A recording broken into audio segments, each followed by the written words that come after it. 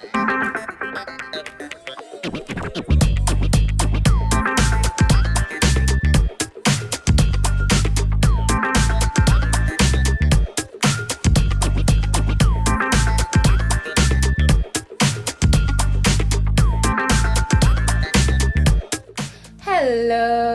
guys, it's so good to be back this week. But first of all, I just want to say thank you so much for the love. The love was absolutely real, and at some point it was overwhelming. Thank you so much. So before I move on, I just need to apologize for not posting this video last week. I was under the weather, and I was also preparing for a big day in my life. I'm not getting married, guys. I'm very single. I'm not getting married, but I have a big day in my life that I'm preparing for, and I'll give you a heads up later. So back into the video for this week. A friend of mine sent me an audio recording about 2 weeks ago, and it was the story of Ayodeji Megbope. Now, Ayodeji Megbope is the CEO of No Leftovers Limited. It's a very inspirational story of how she started a mega business, but she started from selling moi for 1,000 naira. Yeah, so she started her business with 1,000 naira. And for me, after listening to that 30 minutes audio recording, it just depicted to me the everyday challenges of an African businesswoman who is trying to grow her business, keep the home front intact, as well as nurture relationships with friends, family, and also with God. So after listening to the audio recording, it was a huge learning curve for me, very emotional experience. Trust me, it got me tearing up, and it got me to pray as well. Pray about my business, pray about my business idea. If you'd love to listen to it, you can send me an email, debs.oxfordstreet@gmail.com, and I'll do well to send it to you if the file isn't too large. But I'll do well to send it. If not, you could just pop a name on YouTube. Yep, Ayodeji Megbope. You should see a couple of short clips you can just watch, and I guess that would do as well. Okay, so I just shared this story based on, as a result of the fact that I had some conversations, I had some chats via BBM, I had some conversations via email after the introductory video. So they stemmed from the introductory video, and these conversations revolved around the fact that I had young ladies who had started their businesses from home, and they wanted to transition from home to having a physical structure in the real marketplace. So the core of today's video is just going to be talking about business practices that I advise budding entrepreneurs who want to transition from home to getting a physical structure in the real marketplace to adapt, or to implement, or to consider before transitioning, even during transitioning, and after. Okay, so the first on my list is do a market research. Now, my type of market research it's not the normal one. It's not the one that you go around asking people to fill questionnaires. That's the one you do when you want to get a degree. Now, this type of market research is a very practical one.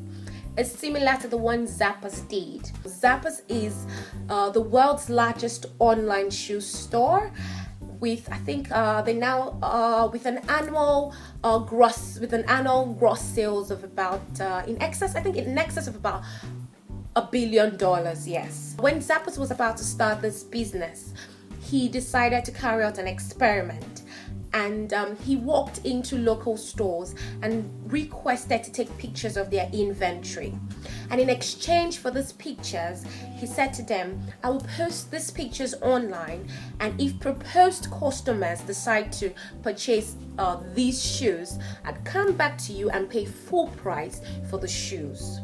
Okay, so what I see here, or what this depicts to me, is, first of all, it validates the fact that there is a demand for the product or the service you're setting off into the market. And also, it also tests some assumptions. And okay, assumption number one for me will be, you're going to be having conversations with customers. So you're going to be improving your negotiation skills, your communication skills. You're going to be taking orders, so you're going to be taking payments. You're going to be taking deliveries. You're going to be basically accountable for your business even before it's really launched out. So that's my own type of market research on the one hand. So if you're unable to do this, or you feel you can't do this, you can try the other one I'm about to mention to you. So on the other hand, you can do a mini but comprehensive study of a similar business, or a business that has a similar local context as the one you're about to launch or the one you've already started at home. So you can decide to walk into this business or to walk into the store, have a look around, visit basically, and ensure that you have a pre and a post-purchase customer experience. So this is beyond you just walking in and taking a look. Buy something, experience it, pre and post-purchase experience. After leaving, go back and do an analysis of your strengths and weaknesses. Now, when I mean strengths and weaknesses, I mean strengths and weaknesses as a business and as the business owner. Now, you will realize that when you walked into the store, there were some pitfalls in the way that business, in the way the owner of the business you walked into must have been running into a business, or some areas that they have not explored. Now, for you, those unexplored areas will be opportunities for you that you can use to improve your own business. Now, at the end of the day, this is just meant to serve as a blueprint for you to have or to build an improved version of your business. So secondly, I talk about location. Very important. So before you locate your business, I'm going to assume at this point that you have a customer pool. So I'd say you look into the customer pool that you've got, try to segment it, yeah? And in segmenting it, you need to look at those customers who purchase things from you because they need them. So there's a need-based purchase, not necessarily an emotional purchase. Now, the need-based purchase people are your primary target market. Those people are your primary target market. You can also segment using income.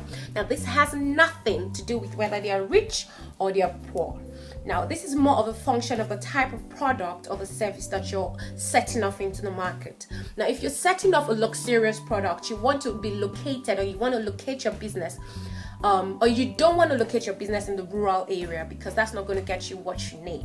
Now, if you are probably in the food production industry, I tell people that in the food production industry, it's almost impossible to run out of business because human beings will always eat. So it's only a function of how you then run your business. So if you're probably if your product is luxurious, then you don't want to be located in the rural area. So your target market are definitely not the masses. They're more or less like the elite. In essence, what am I saying? You need to locate your business in a place that is central to where your target market are located or are based. Okay? Or spend the most hours of their life, or the most active hours of their life. Now, you need to be located in a place where your primary target market is happy to travel and willing to travel to you to probably come purchase things in your store or in your company, and you're also happy to travel to them. Maybe you need to do delivery or some logistics or something of that nature, yeah? Because what a lot of budding entrepreneurs do not know is the more you spend on logistics, the more you spend on deliveries, the more you spend traveling back and forth to get to your target market, the more the overhead cost. And that is why a lot of people just say, I don't make profit, because you overlook certain tiny things. Yeah? Okay, so the third one will be competitors. Did I just say competitors? Yes, competitors. And so somebody's already itching saying, competitors. Your competitors are not your enemies. They are not your enemies. If for anything, they are your friends. Yeah, something of that nature. They're your friends, because with your competitors in business, you are able to come up with a market validated unique selling feature. Oyinbo grammar. Okay, what I'm trying to say, with your competitors in business, you are able to come up with a validated, a market validated unique selling feature. Simply means what's unique about the product you're offering or the service you're offering that your competitors have not explored, or they have explored and failed at it, but the market actually needs it. Okay, so what this MVUSB does is it positions your business in the blue ocean. It takes you away from the struggle of the red ocean, because it's still a budding enterprise, or it's still a growing enterprise. Finally, my last point will be, I'm going to ask you a question. Do you really have a plan for this business? Now, if you don't have a plan for this business, no worries. No worries, because I know any business scholar will tell you, maybe you should do a mind map. No, I'm just going to tell you to do something really easy. A visual or a pictorial representation of what the business looks like, or what the business is going to contain. Now, this should be inclusive of the products or the services you're going to be offering, or you started offering. Now, based on the 3 things I said earlier, the findings from the 3 things I said, you should input in this pictorial representation, and at the end of the day, come up with SMART objectives. Now, when I mean SMART objectives, I want to emphasize the T. Now, the T there refers to the timeline, and then the M, measurable. Now, you need to put a timeline to these objectives, and you need to ensure that they are measurable. Now, this is simply because so that at some point in your business, you're able to come back, maybe in the second quarter or in the third quarter, you're able to come back and re-evaluate your business and know where you stand, if you're actually making progress or the business is actually declining. Yeah, so that's what I mean by that. So just to recap in a nutshell everything I have said, the take home from this video, first thing first, you want to ensure that your business is central, or is located central to where your target market spend the most active times of their day or week. You also want to ensure that you know your primary target market, you know what their needs are, and you want to adjust the products and the services you're going to offer, the product and service offerings, you want to adjust them to answer to the needs of these primary target markets. The third one, you want to ensure that you're playing in a blue ocean and not a red ocean, the blue ocean strategy, meaning you don't want to be struggling with other competitors or other people running similar businesses. You want to ensure you have a unique selling proposition or a unique selling feature that differentiates you or makes you stand out from other competitors. And finally, in the next 6 to 18 months, if you do as I've said, by God's grace, in the next 6 to 18 months, you should be able to record a substantial increase in your revenue, which will increase your profit at the end of the day. So I've said a lot today, guys. I'm so excited.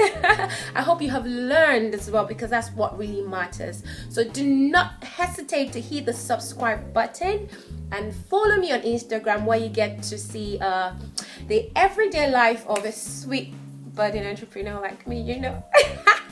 Okay, like I said, do not forget, if you want to listen to the 30 minutes audio recording of Ayodeji Megbope's a very inspiring business story, just pop me an email, debs.oxfordstreet@gmail.com, and I'll do well to send it to you. And I'll also try to tweet as much as I can. I'm trying to get a hang on that, but I'm more active on Instagram. And do not forget to follow the Facebook page as well. And if you have any questions, do not forget to pop your comments, send me emails as usual. Let's chat about it, and do have an amazingly productive week. Like I always say, do business in a very productive way as we build a community of better informed entrepreneurs. I'll see you guys in a bit. Enjoy. It's still your girl Debbie, and it's Entrepedia with Debbie. Bye.